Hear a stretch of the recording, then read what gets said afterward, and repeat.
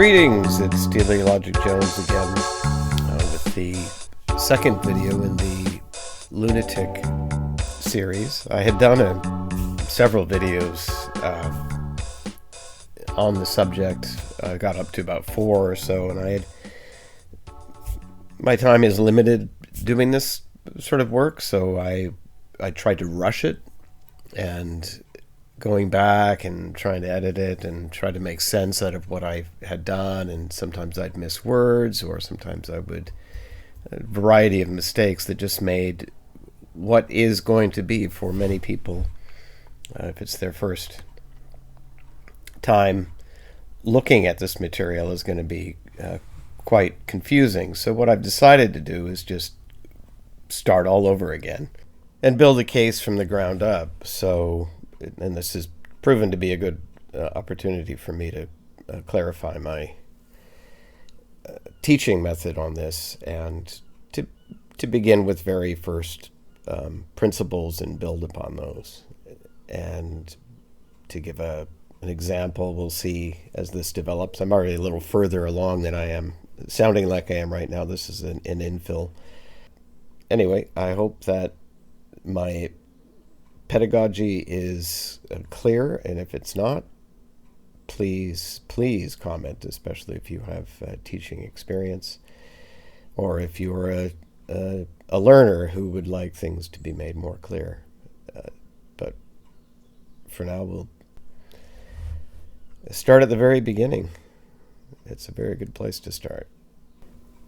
Firstly, what we want to do is look and see what under this phenomenon of gravity is what is actually happening. And we will see, if we accurately measure the fall of objects and compare that with the weight of objects, there's a great deal that we can infer about, there's a great deal that we can directly document that is what is actually happening. And there is also a fair bit that we can infer the nature of what is happening from the nature of the motion itself, this organizing force that causes all things to move toward the center of the earth. And then we have to, when we're dealing with the gravitational theory that we live under, the universal law, Newton's universal law of gravitation, and we will define that in time here. So we have to understand, what's the difference here? What is being hypothesized with this law? I mean, it's called the law, which seems to give the idea that it is settled science, but as we will see as we go through here, it is anything but settled science. It is most uncertain. So we have to be able to determine between what is hypothesized as happening versus what is actually happening. So what is hypothesized as happening? That's the first question. And secondly, what is hypothesized as an explanation of what is actually happening? So all these things need to be kept distinct, because they often become conflated, and things that are happening are assumed to match the hypothesis, and sometimes things are hypothesized that aren't actually happening. And so we need to become very clear about defining, first and foremost, what is actually happening. The first thing that we notice about objects of Earth, the common thing about them, is that they all fall. They're all inclined to fall. They also all have a weight attached to them. We'll get to that later. Put off discussing weight until we've had a look at fall first. We know that everything falls, that it's in some way seems to be directed to move downwards from our local perspective, inward towards the center of the earth, if we're looking at it, understanding the conception of a sphere. But that's quite a long ways from our simple observation in front of us. But we know that's true, so we can accept it. But we do want to build the case up from very simple truths, very simple things we understand. The first thing we understand is things fall. And the next thing we can understand is that things fall at the same rate, and that we see that across these masses here, if they all started at 0t, they all move the distance they move by 1t, the exact same amount, the same distance. And it accomplishes this travel over one distance. So we have a unit of motion that we see as common for all objects of Earth, that they will all uniformly fall in some period of time a given distance. Or we can say as well that they will fall some distance in a certain period of time. All objects universally across every mass quantity, directed towards the center of the Earth in the same way. This is the first intuited truth, or intuitional truth, that we can come to. Or I should say it's the second. The first one is that things fall. That's the most basic intuition. And then when we begin to first play with objects, even without applying number to them, just larger, heavier, and lighter, we can understand that heavier items and lighter items fall at the same rate. All will fall the same distance in the same time. And they will continue to do that. The only variations we might have would be due to, if these were exceedingly long falls, the heavier masses, the larger mass quantities would penetrate the air more for a longer period of time before they started to feel some resistance, getting to the point of what is called terminal velocity, when an object is really not accelerating anymore. And there's a couple of reasons for that, and one is the main reason that is typically given is that it's the resistance of the air medium, and that is certainly part of it, but it's not the whole story. And this one would be inclined to have fallen less distance over time because it's less capable of resisting that force of needing to move the molecules out of the way. At a certain velocity, the resistance increases. Or I should say, as velocity increases, resistance increases. In normal day-to-day falls, when we're dropping things, unless we're dropping, say, a sheet of paper, we don't even really notice the air. Things just fall at the rate they would almost imperceptibly in a vacuum. Anyway, this is the universal fall rate. The universal fall rate of all objects is something that we must keep in our minds as really the first law of gravity. But I'm going to stop using the term gravity. The reason I do that is because the notion of gravity, as we will see, is so unlike what is the actual case of the organizing energy of our spherical Earth that we will call it Earth intention. It becomes confusing because the notions of gravity, the notions of the hypothesis keep coming into mind. So by calling it something new, and I don't do this just to be cute, I think it's an accurate description of the thing observed. If we just place ourselves in a kind of place of doubt and we just stand on the Earth and we pick up one large rock and one small rock and we drop them from, say, shoulder height, and we notice that they hit the ground at the same time, we know something about the way our Earth is organized that will have many, many logical implications to it. And so we need to keep this first law firm in our minds because it's the first one that we can know without any complex. The first one we notice is that things fall. The next thing we know is that all things fall at the same rate. But from there we might notice that things seem to actually speed up as they fall. They're not just falling at the same rate, they're falling at the same constant rate, I should say. They're falling rather at a continuous rate. In fact, a rate that seems to speed up from nothing to faster and faster. And we notice this probably mostly when we see something thrown, or when we throw a ball and we watch it go up into the air and it reaches its apex, and then it begins to come down, and through that motion through the apex, we see the moment of, as it were, almost rest of motion, vertical motion, where it climbs, pauses, but it never actually pauses. It just continues up to a solstice and then continues down and speeds up as it falls. And that's what we see here on Earth. So we first notice, again, just by intuition, that there is an acceleration on objects when they're falling.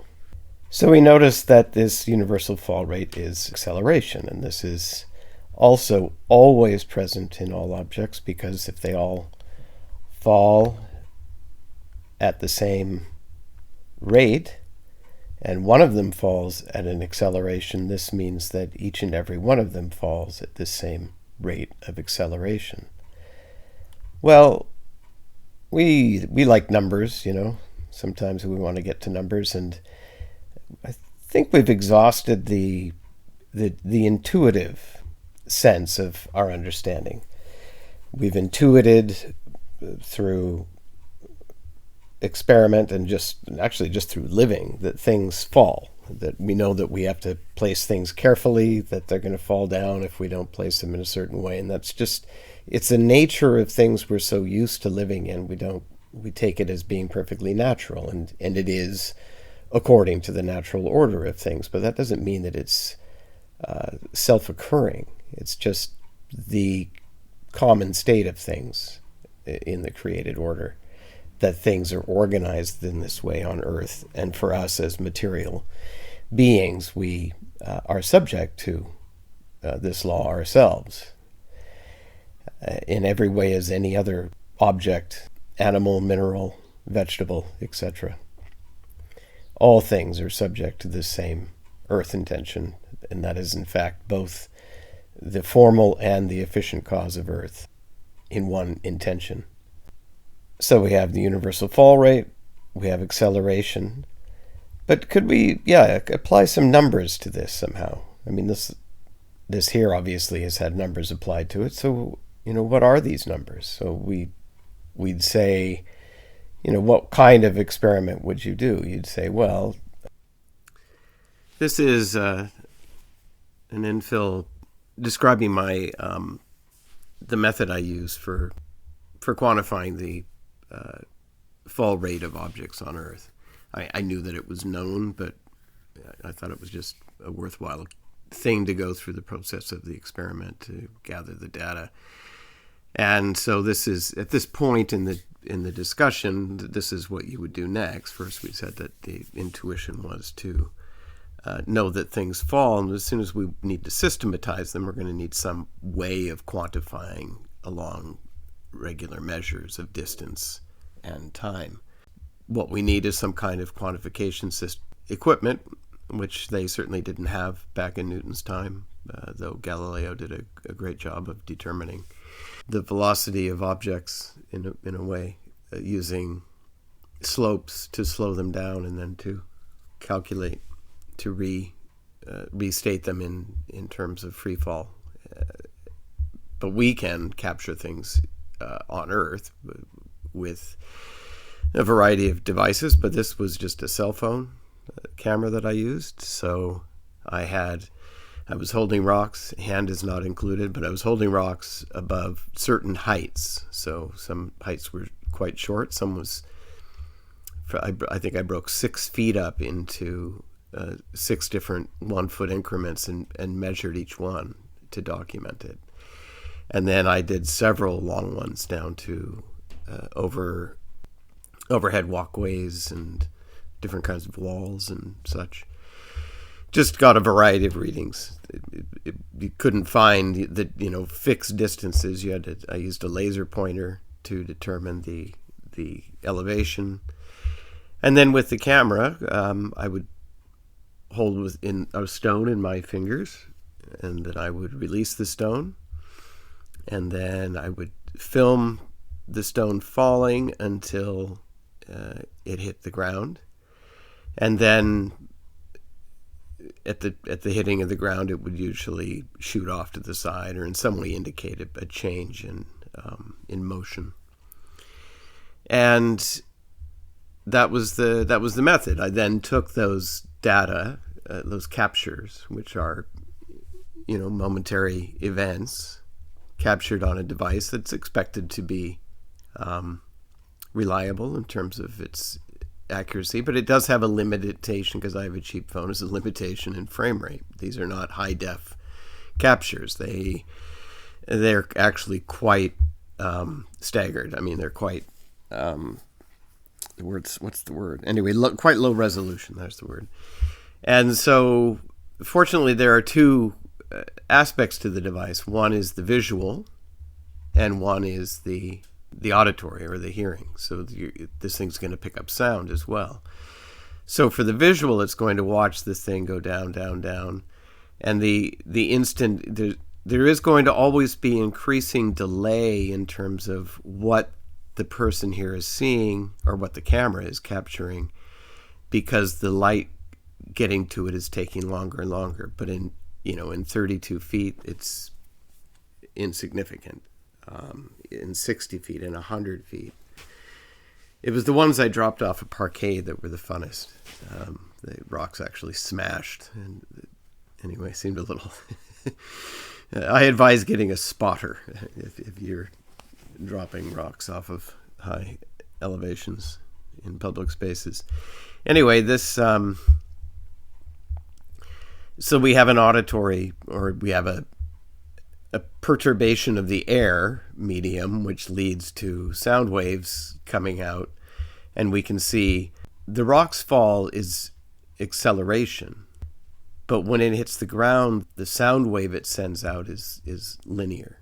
It has, because it's a moment, it's an event moment, an impact. So it's a blast. So it's an energy wave. So the capture device has these two features. So then this audio and this visual documentation. So when you put the clips into an editor, you then look for the instant of initiation being the moment, the first frame the rock starts to go downward, which is basically the instant you let go with your fingers, but it usually follows possibly a frame later than that. But as I say, the frame rate wasn't great, so my data works fine. It implies what it should imply, but it's not as tight as you'd like it to be, in terms of it's not as finely on the line, as we'll see in a minute. So you've got the two bits of data. You've got the reflected light, and you've got the resounding airwave, which then comes up here. And these distances are quite significant when you're actually doing these measurements. It's quite significant, the time difference, even on a 6-foot drop or even a 2-foot drop. Like, you think it should be absolutely instantaneous, but it is not. And so the visual information tells us something's happened before the auditory information. Always, but even noticeably in the short captures. Anyway, this is a worthwhile experiment, I should say, for any homeschooling science class or any kind of science class. It's just, this is a basic design. There are many more complex things you could do with release mechanisms and timing, just getting the timing precise, not quite so vulgar, or where you have a documentation happening also at the point of impact, but making sure that your devices are synced, right? Perfectly synced, so that you know which moment is what. So it's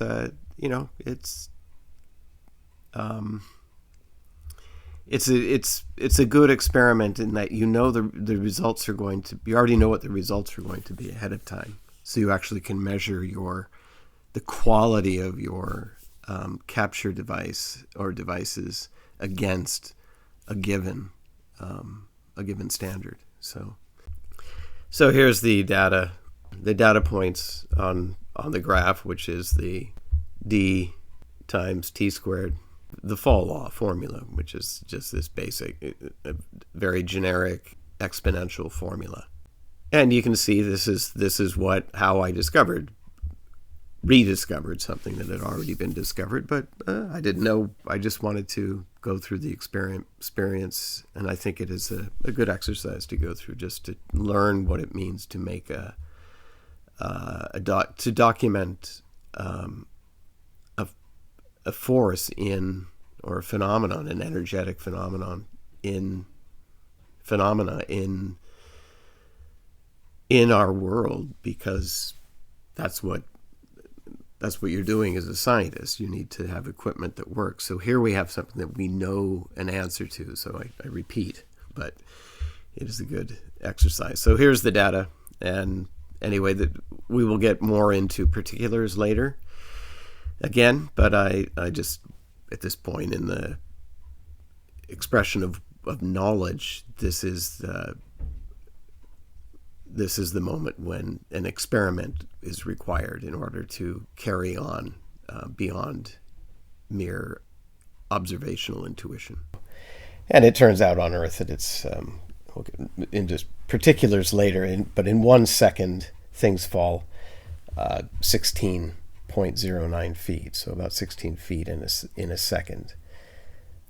But if you set up your time and you've got your distance, let's say, okay, so how far does it fall in the next time? Well, it falls further than expected. It doesn't just fall this again, but it actually falls 3 more. It falls to 4. And in the next time period, it falls 5 more, because it falls to 9. And then the next time period, it falls 7 more, and it falls to 16. And so we see how these things express out, that time travels in a even incremental fashion, but the acceleration of the object is such that each distance is the square of the time. So 0 is 0, 1 squared is 1, 2 squared is 4, 3 squared is 9, 4 squared is 16. And what we find out about this pattern is that it is a universal pattern, in fact. It is not just a universal fall rate for all things, but this pattern is universal in that it doesn't matter whether we take whatever time interval we choose or whatever distance we choose, we will be able to make a corresponding graph according to this pattern. So if we, from within our own world, if our own measuring system, if we take, as I said, 1 second, well, we end up with 16 feet, and then we end up with 16 times 4, and then 16 times 9, and then 16 times 6, and whatever the quantities those would be. 16, 64, 144, 256. So we see here we would have 16 feet in the first second, 64 feet by the second. By the third second, we are at 9 times 16, or 144. And at the fourth second, we would have 16 times 16, or 256. But we see the scale patterns in this case is does not matter. The intention is this unit form is the correct way, or at least, shall I say, the simplest way to look at it, whereas this is a particular case. This here is the generic case. So I put these here to illustrate, but I would rather go back to the generic case, or to the genus rather than to the species, so we can get a strong understanding of what is happening here, because there may be ways in which it's not entirely sensible to look at it this way, but always the most sensible to look at it in its unit form, because that is its pure form. which makes a clear definition of the falling rate of objects, of any objects, but in this case we're talking about the falling objects of Earth. We have any given distance, as we saw here. In our correlation, for any distance we choose, there will be a time that it takes for that fall to take place, and also for any time we choose, there will be a resulting distance of fall at that time for all objects of Earth, regardless of mass. That much we know, and here we now can see this relationship, which we can document through direct observation. We can say with significant assurance that we know this, that this is knowledge. This isn't inference, this isn't hypothesis, this isn't anything other than observation. It's no different than noticing that water boils at 100 degrees Celsius. It's no different than noticing that water freezes at 0 degrees Celsius. These are observed rules. There may be some variation, who knows, maybe slight variations, but the overall universal reality is that this is true. This is a true expression of the objects of Earth, and in this relationship, it is plenary. We can measure it according to any scale we choose, and it will always express in this same way, as we saw when we scaled it out in 16s. It did the same thing. It was the same form, but it's just we were saying more space was involved, say here. Although here we've made no claim about particular time or distance. This is actually a discussion of absolute time and space. And then there is another thing that we can know, which we will demonstrate later through a graphing method, that we can know that the current velocity of an object in fall is equal to, the current velocity is equal to 2t, or 2 times the current time.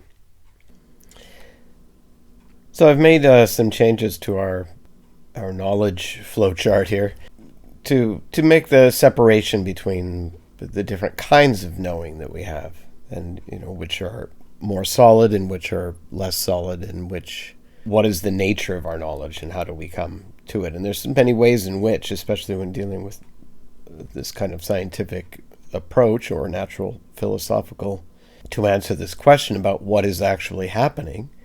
Well, first of all, we have intuition. The first, most basic thing we understand is that things fall. We are ignoring weight for right now, just because it's easier to bring it in later and make it fit within this framework, or the other way around. But I usually start with fall because it's more active. So we, ignoring the notion of weight for now, what do we notice? We notice, first of all, just things fall. And if we show a little bit of care in our observation, we can find out that they all fall at the same rate. And also we can, if we take even a little more care in our observations, just our intuitional observations, our natural observances, we find that they actually speed up in their process of falling, and that all things therefore follow this kind of unnumbered line. We get a sense that that's what's happening. But then we can have knowledge, and these are all true things. These are things we can know through experience. We can't know their quantities per se, but we can know the truthfulness of them. And it is on this foundation of truth, of our intuitions, our solid intuitions. Now, intuitions can be wrong. But in this case, we haven't added any kind of thing to the intuition. We've just had the raw observation. We haven't said things fall because gremlins make them fall. We haven't made anything, even at this point, we haven't even said things fall because God makes them fall. We've only noticed that things fall. We've noticed aspects of their fall. Then we've gone to the trouble of whatever scale we pick, it will always create the same pattern. So it's plenary. It has no bias towards any kind of scale. It's in fact infinitely scalable, at least in the divisive sense, if not actually in the expressive sense.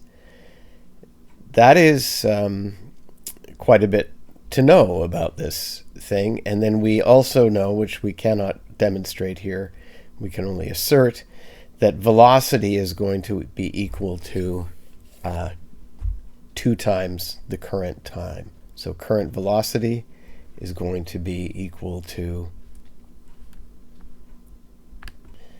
and there we go, doctored up, or fixed up. The VC, the current velocity, is equal to 2 times the current time. And so this is something else we'll know that's true. But there are other things that we can make in terms of implications of the documentation, inferences of the documentation, but these are actually more than implications. They are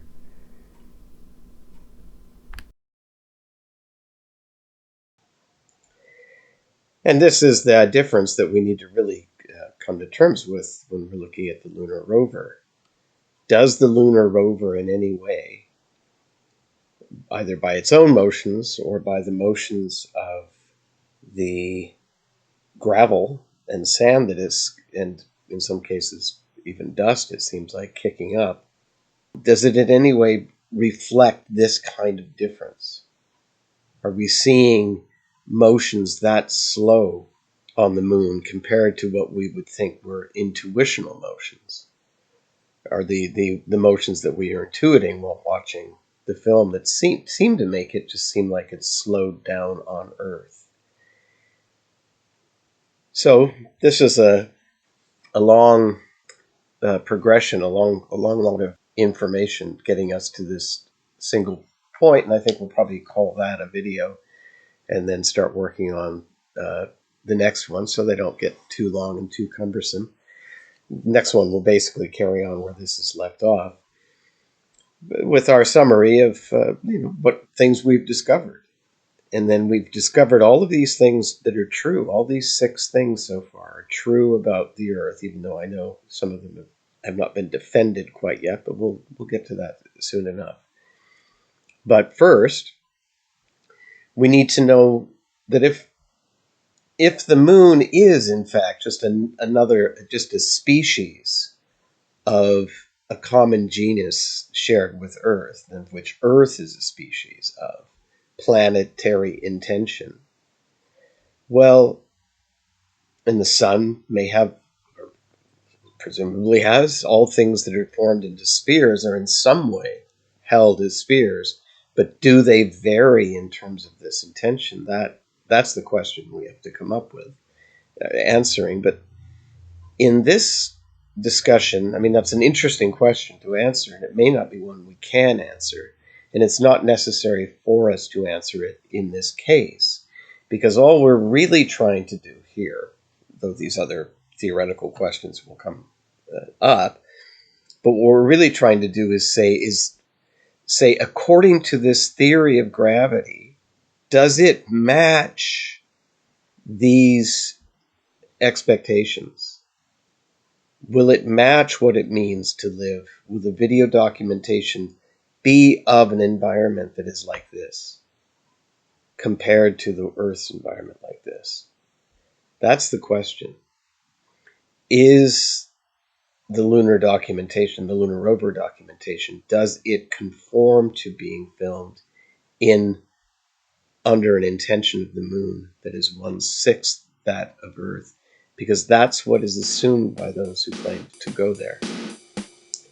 So, that said, thanks for watching if you've carried on through to this point, and we'll catch you next time.